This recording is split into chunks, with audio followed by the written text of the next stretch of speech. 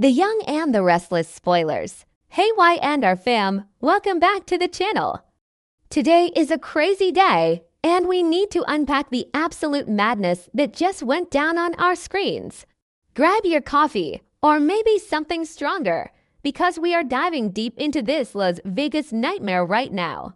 I cannot believe they did that. I am literally sitting here shaking at my keyboard because what the actual hell did we just watch?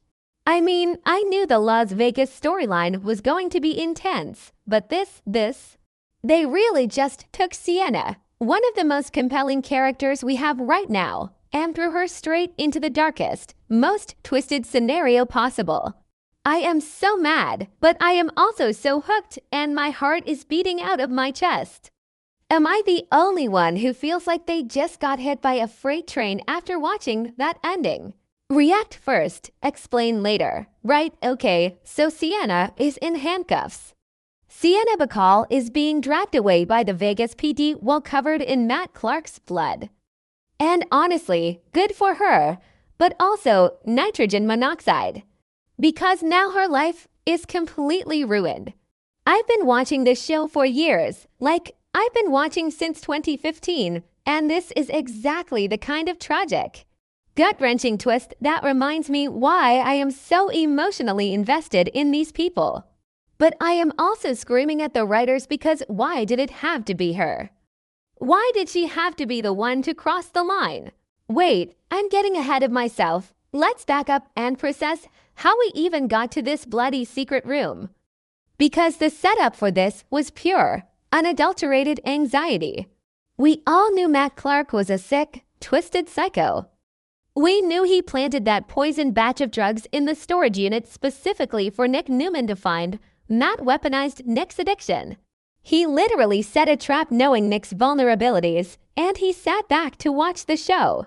And that's exactly what Sienna found. She somehow tracked down Matt's secret hideout, this dark, claustrophobic, disgusting little room, and what is he doing? He is sitting there, bathed in the sick, pale glow of his cell phone screen, literally smiling while watching Nick writhe in agony on a live surveillance feed. He was watching Nick die. He was watching Sharon and Noah panic and cry over Nick's collapsing body at that abandoned gas station. I mean, can we just pause and talk about how utterly depraved Matt Clark is? I know some people are loving this villain era because it brings the drama, but personally, I think he crossed the line from fun soap villain to pure evil demon weeks ago. Seeing him gloat over a man's fatal overdose, it makes my skin crawl. It made Sienna's skin crawl too.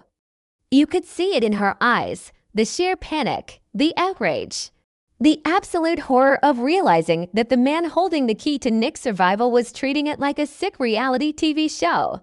So Sienna does what any of us would do in that situation. She snaps, she lunges for the phone, because she needs that phone.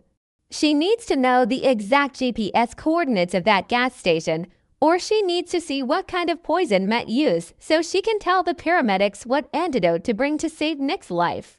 It wasn't just a fight for a piece of tech. It was a desperate, fiery struggle for Nick Newman's life.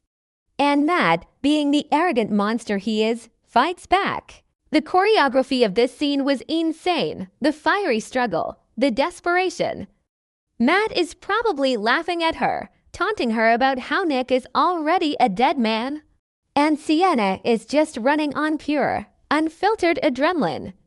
She is fighting a monster in a cage, and then she sees it, the iron bar. The heavy pipe just sitting there in the corner of this gross little room. And she grabs it, and guys, I screamed at my screen. Do it, hit him. I am not even sorry. I wanted her to end him. Because Matt has terrorized this family for too long. He tortured Sharon. He threatened Noah. He pushed Nick to the brink of death. So when Sienna gripped that cold iron and swung it, it felt like she was swinging for all of us. The heavy, sickening crack as the fatal blow landed on Matt's head was so loud I actually flinched. He went down, and suddenly the room was dead silent. The only sound was Nick's agonizing groans coming from the phone speaker on the floor and Sienna's heavy, panicked breathing. She just stood there, the iron bar slipping from her trembling hands, staring at the blood. Did she kill him? The spoilers say it was a fatal blow. If Matt Clark is actually dead, I will throw a party, but the cost is Sienna's freedom. Because, of course, the universe hates a hero on this show. Right at that exact second, the door bursts open, but it's not just anyone. The blinding, chaotic flashes of red and blue police lights flood the room, cutting through the darkness like a nightmare. Drop the weapon. Put your hands where we can see them.